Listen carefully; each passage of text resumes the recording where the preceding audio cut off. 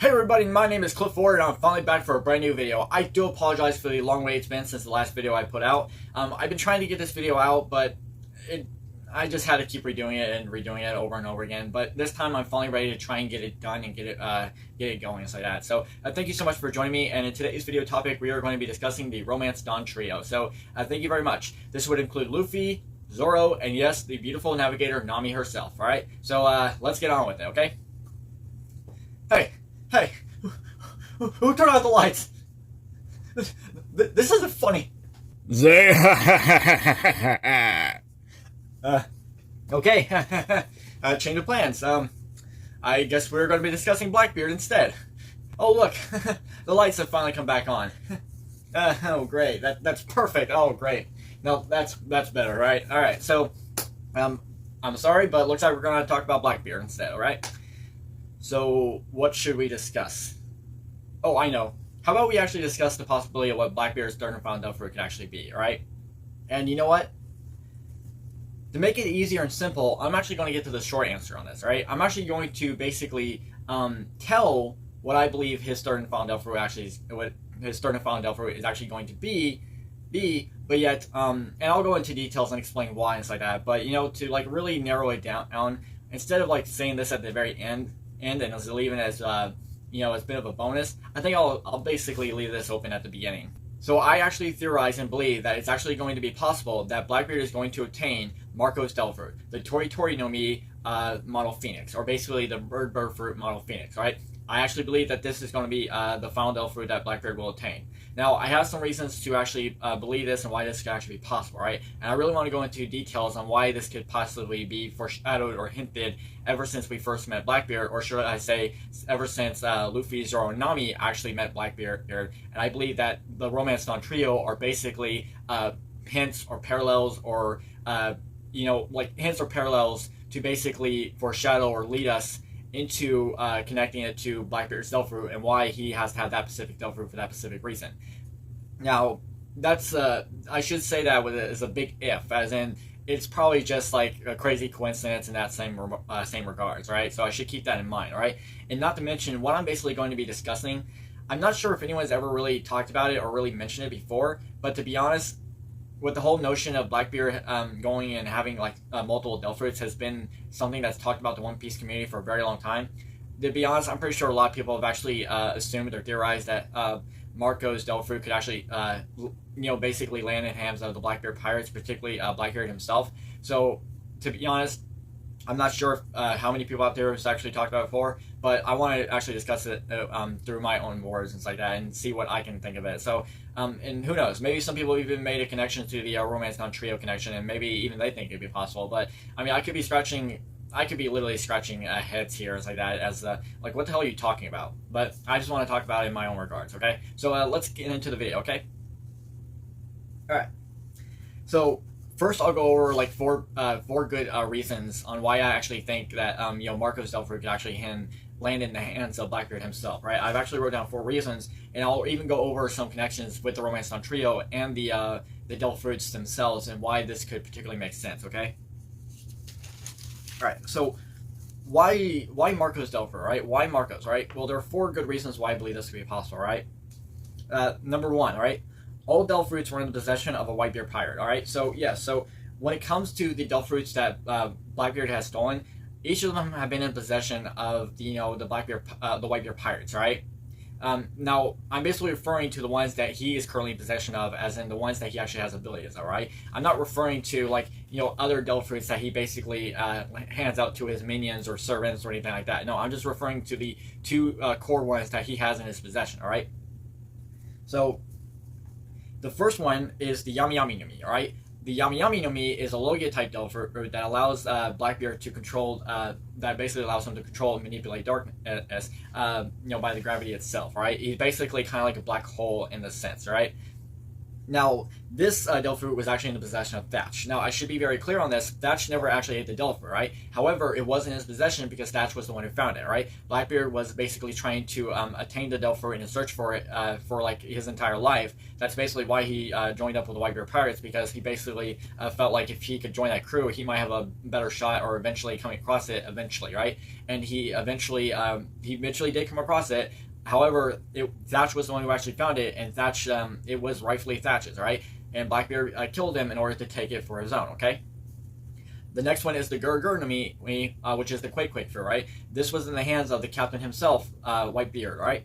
And Blackbeard knew he couldn't take down Whitebeard on his own, like that. So he basically set up a whole thing where he basically got, his crew members, not to mention the Marines. He basically used the Marine Forward arc and like that, the entire war of the Marine Forward arc, in order to help attain Whitebeard's Devil Fruit, right? So he basically succeeded in what he was actually trying to accomplish, and he managed to obtain it, and he managed to get it, right? So the first two Devil Fruits that he has were both in the possession of someone who was a member of the Whitebeard Pirates, right? Now, whether or not the person has ate it, or it was just in their possession, as in, they basically found it and it was rightfully theirs, right? What they did with it is a completely different thing, okay? And if we're going off by this logic, the Tori Nami, or the Model Phoenix, as I would basically say, is currently in the hands of Marco, or technically, should I say, is currently Marco's Devil Fruit power that he has attained, right? So this could still fit in that logic, okay? Number 2, it fits the theory that Blackbeard will have a Paramecia, Logia, and Zone, right? So if we're going to consider the fact that the Yami Nami is a Logia type, right? And I know some people out there actually believe that it's actually like a mythical Zone type, but if we're going to actually assume and believe that it is an actual Logia, just a very special and unique Logia, then given the fact that Marco's Devil Fruit, the Tori Nami, could actually fit the Zone concept very well, right? So that means he would have a Logia, a very unique and rare Logia, obviously, a Paramecia type, and a Zone type, right? So this would basically fit all themed categories, okay? Number 3 is the Payback War, right? Now, the Payback War was something that was brought up, I believe it was during the Zoro arc, right? And Robin basically mentioned to Luffy what basically happened to the Whitebeard Pirates after, the death of Whitebeard and Ace, right? And Robin basically mentioned that Marco and the other remnants of the Whitebeard Pirates led an assault on the Blackbeard Pirates in order to avenge the captain and Ace, right? However, they end up failing miserably, and they end up being disbanded, all right? Now, some people might actually bring up something very interesting here. Well, why didn't Oda just have Blackbeard steal Marco's Devil Fruit at that time, right? Well, I don't think it would be very important to actually have Marco's, for Blackbeard stealing Devil Fruits, that seems to be like a very important matter, and having him take or steal another Devil Fruit off panel screen would be probably would upset the fan base very well, all right? That would really upset the fan base, all right? So he probably thought it would be important to basically give a good reason on why Blackbeard was promoted to Yonko, because keep in mind, Blackbeard was not promoted to Yonko after the death of Whitebeard, right? He was actually promoted to Yonko and stuff like that once the other remnants of the Whitebeard Pirates basically led an assault and attacked and ended up being defeated, all right? And this basically led to Blackbeard eventually becoming a Yonko, all right? And I also think it was important for Oda to basically have Marco join in the fight for Wano, right? So I do think eventually the way we can look at it is that Marco will help the Straw Hats once again when the Straw Hats go to Full Head Island, or basically Pirate Island, and face off against the Blackbeard Pirates themselves. I think Marco could basically land a hand in that adventure one more time, helping the Straw Hats defeat Blackbeard once and for all. However, I don't think Marco's, really, to put it simple, I think Marco's journey is actually going to end there. I think Marco is going to basically die during that arc, and I think that's the moment where Blackbeard will eventually take the Devil Fruit for himself, and he will obtain the powers of the Tori Nami. Now, whether or not you choose to believe that or not is up to you. I do admit that it does seem skeptical and like that, but I do believe it could be a very possibility, right? And it's something that we should not deny just because we feel like it doesn't actually fit the narrow of the story, right? And I know some people would prefer Marco to stay alive, and I want Marco to live too, right? I'll be honest, I would be perfectly fine if Oda gave Blackbeard another Devil Fruit. I'd be perfectly okay with that, but I do think it's a possibility, and I do think it can make sense for a narrative of the story, all right?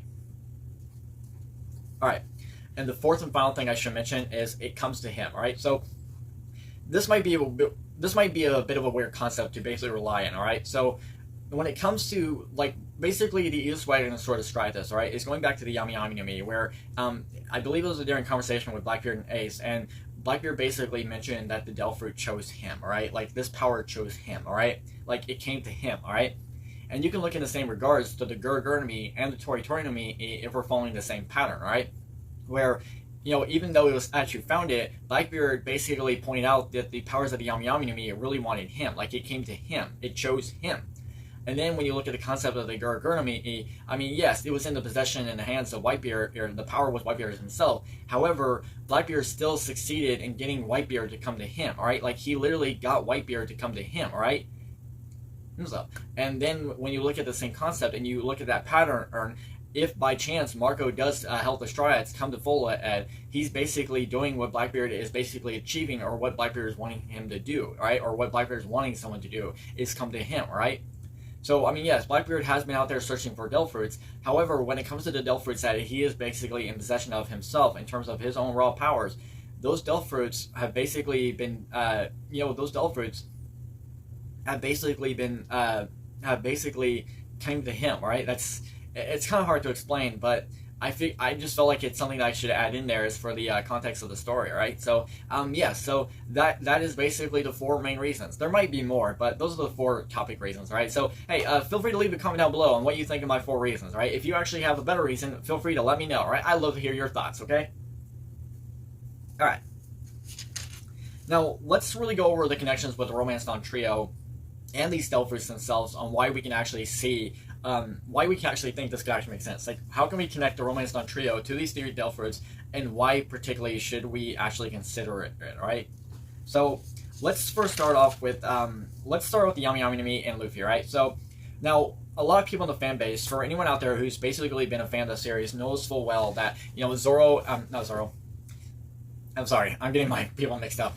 Luffy and Blackbeard are basically polar opposite of each other, right? You know, Blackbeard is a negative to Luffy in so many ways, right? It is basically just so obvious when it comes to that, okay? And not to mention, when you really look at the Devil Fruits themselves, right? Like, really connecting something to their Devil Fruits, we can actually draw a parallel connection to that, okay? So, the first thing is this, right? Luffy's Devil Fruit, the Gon no Mi, has basically been revealed to be a mythical Devil Fruit known as the Sun God Nico, right? Now, I'm not basically stating, in this context, I'm not basically stating that Blackbeard's Devil Fruit is an actual mythical zone type just like Luffy's. No, that's not basically what I'm trying to describe, right? I'm just going over the fact that Blackbeard's Devil Fruit, in one of his abilities, is the concept of a black hole, okay? And I figure that's one context we can actually draw into parallels and connections here, right? So Luffy is basically the sun god, right? A sun is a star, right? And black holes are formed when stars are basically reach the end of their cycle and they end up collapsing, forming a black hole. Now, black holes are basically something that sucks up anything that which nothing can escape, right? This even includes light itself, right? So, in overall context, when you look at the parallels to that, it does seem like it could be fitting matter, right? And who knows? Like, maybe it could be possible that Blackbeard's Yami Yami no Mi was originally a zone type, but it evolved into a Logia type, right? So, imagine, like, if there was, like, another sun god, but that sun god eventually reached the end of its cycle, collapsed in on itself, and basically transformed into another power. Now, that would be kind of weird, and that would probably... I mean, imagine a lot of people would actually be thinking, like, that's ridiculous, that's impossible. Well, and to be honest, like, it really could be possible. I mean, to be honest, like, it really does seem, like, very impossible. But Oda is known to be doing some pretty crazy things. So, logically speaking, I really wouldn't find it hard to believe. I really wouldn't. But those are probably the main factors when it comes to, like, Luffy and, you know, the Yami Yami no Mi. That's probably the general connection we can make on that. Alright, next is the Gura no Mi, right? And if I really had to, like, lay it down between Zoro and Nami, I'd probably have to go with Zoro, right? And especially when we look at the connections, like, when we look at, like, Zoro and Nami, just like in how Luffy and Blackbeard are the opposite, you can see Nami and Zoro as being the opposite of each other in so many ways, right? You know, Zoro is basically, strong, while Nami is basically weak, right? Now, she's not weak as in, like, she's completely helpless, right? But when it comes to, like, fighting combat-wise, in terms of, like, raw strength, Zoro outmatches her in every single way, right? Like, Zoro is basically performant to that, right? Nami has her own strengths and her own unique abilities as well, but Zoro basically outranks that, okay? And then when you look at the Gurgurumi, it's basically been described as one of the strongest paramecias in the entire One Piece world, right? So this is just seems more fitting to basically rely it on to Zoro in that context, okay? And one possibility on why we might actually consider Zoro, having a connection to the Gurgurumi is because the fact of Pluton itself, right? So basically, as we've been revealed that Pluton is actually under the land of Wano, right? And we basically have discovered that Zoro does have some family connections or some family history that dates back to Wano itself, right? Now, yes, Zoro was not born in Wano, right? However, he does have ancestry that does come from Wano itself, right? So this could be a possibility as well, right? And the fact that Oda chose Blackbeard to have the Gurgurumi, a lot of people are basically theorizing that Blackbeard will probably use the powers of the Gurgurumi to tear down the walls, the walls of Wano itself, right? Which is really a befitting thing, right? And to be honest, this basically lays into everything since basically not too long ago, a couple of chapters back, we basically have been revealed that Caribou, who is basically on his way to meet Blackbeard to basically tell him everything that he knows on the two ancient weapons, right? And most likely Blackbeard is going to attain the powers of Wano itself, okay? Now, that's probably a bit of a stretch thing, however, it does logically make sense, okay?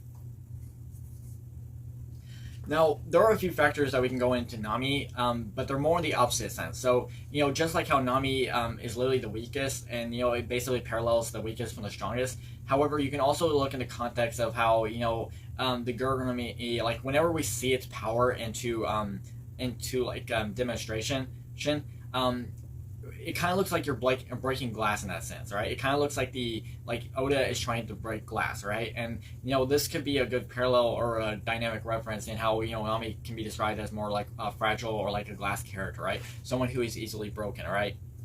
And now, I would like to basically add this on the context, but this is just me adding this in as my own bonus tree and stuff like that. So this literally has nothing to actually do with it. But I could also throw in like a crazy connection of the crazy theory I've been making on about the moon goddess theory, and how just like Luffy's sun god turns their body into rubber, maybe the moon goddess turns their body into glass, right? That could be something as well, but that's probably a crazy connection, and that really has nothing to actually deal with it. So that probably doesn't even really need to be anything.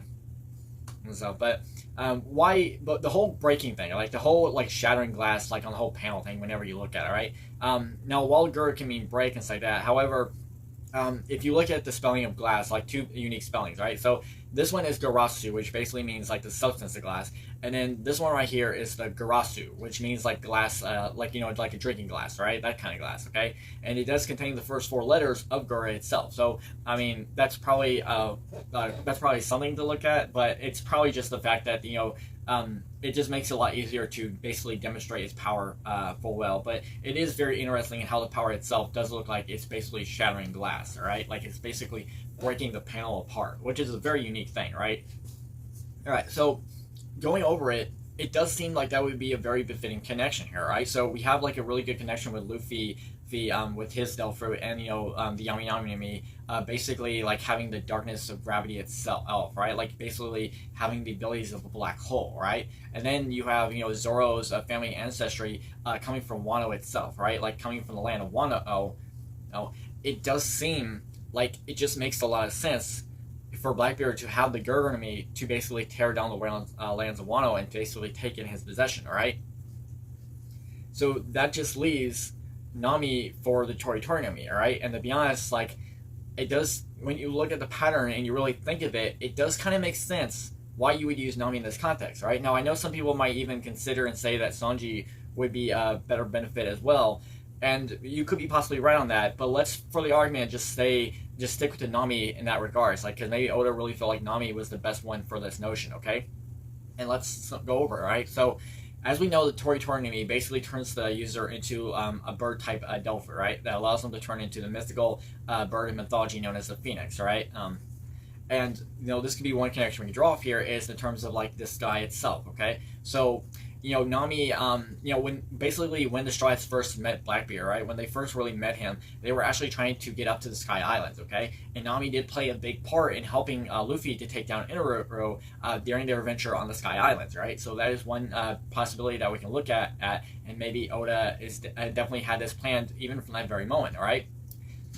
We could also throw in like a crazy connection to Nami and Shiki. Shiki basically being captain of the Flying Pirates, the ability to float basically floating the islands. We might be able to draw a parallel to that, but that's probably a bit of a stretch in that regards. We could also, and I know some people might even bring up the fact that we should go with like Sanji in that regards, because Sanji is basically referred to as like one of the wings of the captain himself, and the fact that Sanji's mom Sora actually means sky in Japanese, and that's also one thing to actually consider at, even with Zoro's mom Terra. Gura, in the sense like quake, is most likely defined from earthquake itself. Like you're literally creating earthquakes, right? And one language that you can look at for the name Terra in terms of translation can actually mean earth in other languages and in other languages among the world, right? Can actually mean earth. So that's one befitting matter on that, okay? However, we might also be able to throw in a crazy connection to Nami in that regards. Like maybe it could be possible that Nami's mom could also mean sky. However, the translation, or basically the context of the spelling, or even the sound, could actually be very different, but yet you can still draw a parallel to that, right? And if Sanji's mom does mean Sora, then we could basically describe that maybe Nami's real mom, her biological mother, maybe her name could be Kara or Kara. I'm not sure if it's supposed to be pronounced Kara or Kara, okay? It could probably be pronounced both ways, but I'm not exactly sure which one's the correct way in Japanese, right? So the reason why I'm bringing this up is because this kanji right here, right? While this can also mean Sora, apparently this kanji can also be read as Kara. Sora basically means sky, however Kara can basically mean something like false or like empty. I believe that's what it can basically be described at, okay? So that's one thing to actually consider here, right?